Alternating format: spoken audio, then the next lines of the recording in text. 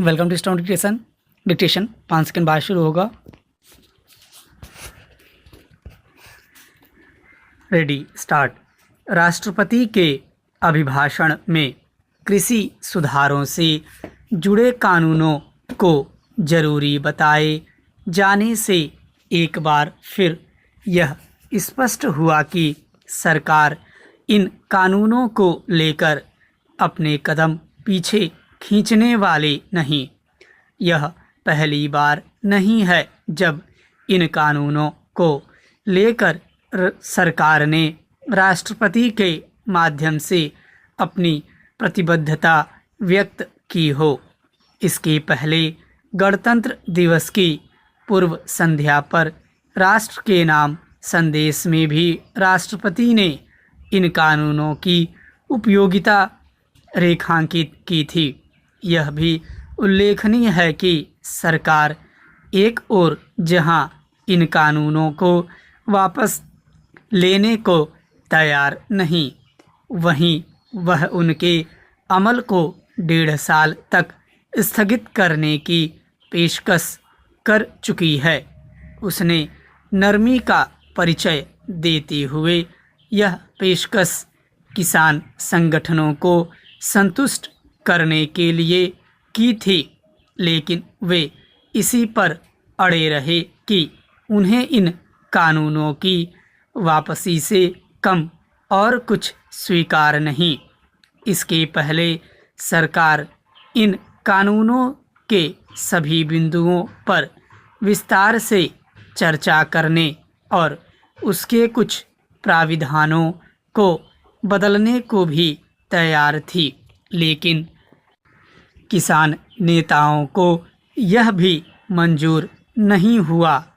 उन्होंने इसकी भी अनदेखी की कि सुप्रीम कोर्ट ने कृषि कानूनों के अमल पर रोक लगाते हुए उनकी समीक्षा के लिए एक समिति गठित कर दी है।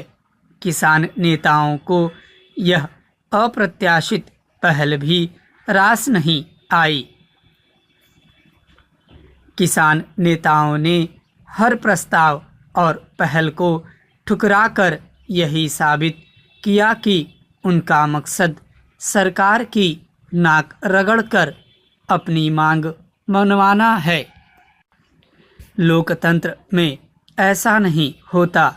दोनों पक्ष किसी समझौते की राह पर तभी पहुंचते हैं जब दोनों ही नरमी का परिचय देते हैं। यह विचित्र है कि सरकार तो लगातार नरमी दिखाती रही, लेकिन किसान नेता अपनी मांग पर अड़े रहे। इस अड़ियल रवैये के कैसे भयावह नतीजे हुए, यह गणतंत्र दिवस पर उनकी ट्रैक्टर रैली के दौरान भीषण उत्पात से पता चलता है। जिस ट्रैक्टर रैली ने गणतंत्र दिवस पर देश को शर्मसार किया, उसका कोई खास असर किसान नेताओं पर नहीं दिखा। वे अपनी जिम्मेदारी से पल्ला झाड़कर दिल्ली में हुए उपद्रव के लिए सरकार और उस पुलिस बल को दोषी ठहरा रहे, जिसके करीब 400 जवान घायल हो गए। यही रवैया विपक्ष का भी है। विपक्षी दल पहले तो किसान संगठनों की पर्दे के पीछे से मदद कर रहे थे, लेकिन अब वे खुलकर उनके साथ आ खड़े हुए हैं। इनमें कांग्रेस शरीक है। वे दल भी हैं जो कल तक ऐसे ही कृषि कानून की ज़रूरत जता रहे थे। चूँकि अब किसान आंदोलन का पूरी तरह राजनीतिकरण हो गया है, इसलिए यही उचित है कि सरकार कृषि कानूनों में संशोधन को तो तैयार दिखे, लेकिन उन्हें वापस लेने को नहीं। चेंज वर्ष 2020-21 का आर्थिक सर्वे बता रहा है कि कोरोना महामारी के कारण उत्पन्न हालात ने देश की अर्थव्यवस्था को रसातल में पहुंचा दिया और आने वाले वर्षों में भी इसका असर झेलने को हमें तैयार रहना होगा। आर्थिक समीक्षा के मुताबिक इस साल अर्थव्यवस्था में 7.7% का संकुचन रहेगा, लेकिन साथ ही अगले वित्त वर्ष में इसमें तेजी से सुधार की उम्मीद जताते हुए विकास दर 11% रहने की बात भी कही गई है।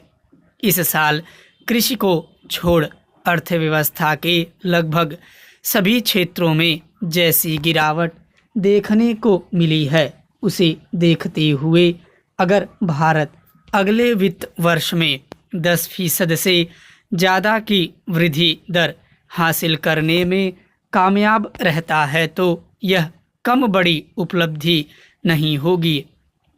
सर्वे के अनुसार अर्थव्यवस्था को कोरोना काल से पूर्व की स्थिति में लाने के लिए कम से कम 2 साल तो लगेंगे ही, पर जिस तरह के हालात हैं उनमें अर्थव्यवस्था को सामान्य होने में 2 साल से ज़्यादा भी लग जाएं तो कोई आश्चर्य की बात नहीं। आर्थिक सर्वे में कृषि क्षेत्र की विकास दर 3.4% रहने का अनुमान है, लेकिन उद्योग और सेवा क्षेत्र की जो तस्वीर देखने को मिल रही है वह निराशाजनक है। सर्वे के मुताबिक चालू वित्त वर्ष में औद्योगिक क्षेत्र में 9.6% और सेवा क्षेत्र में 8.5% से ज़्यादा की गिरावट रहने का अनुमान है। चिंता की बात ज़्यादा इसलिए भी है कि जीडीपी में इन दोनों क्षेत्रों का बड़ा योगदान रहता है। मांग, खपत और उत्पादन का चक्र काफ़ी कुछ इन्हीं दोनों क्षेत्रों पर निर्भर रहता है। यही क्षेत्र हैं जो सबसे ज़्यादा रोजगार देते हैं। आज स्थिति यह है कि पूर्णबंदी में जो उद्योग धंधे बंद हुए उनमें से बड़ी संख्या में अभी तक चालू नहीं हो पाए हैं। जिन करोड़ों लोगों का काम धंधा बंद हुआ उनमें भी बड़ी संख्या में ऐसे लोग हैं जिनके पास अभी भी रोजगार नहीं है। सरकार के अब तक के राहत पैकेजों का भी सकारात्मक परिणाम देखने को नहीं मिला है। जाहिर है यह चुनौती आने वाले साल में भी बनी रहेगी और इससे निजात पाने में लंबा समय लग सकता है। कोरोना संक्रमण को फैलने से रोकने के लिए पूर्णबंदी जैसा कदम अपरिहार्य था।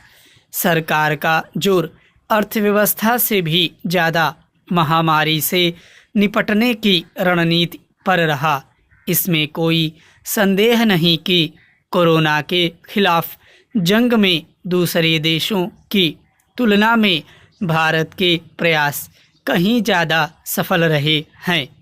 भारत में दुनिया का सबसे बड़ा टीकाकरण अभियान चल रहा है, लेकिन अब जोर आर्थिक मोर्चे पर ठोस नतीजे देने वाली नीतियों के निर्माण पर होना चाहिए। विनिर्माण व सेवा क्षेत्र और बुनियादी क्षेत्र की परियोजनाओं को ज़्यादा जोर देने की ज़रूरत है।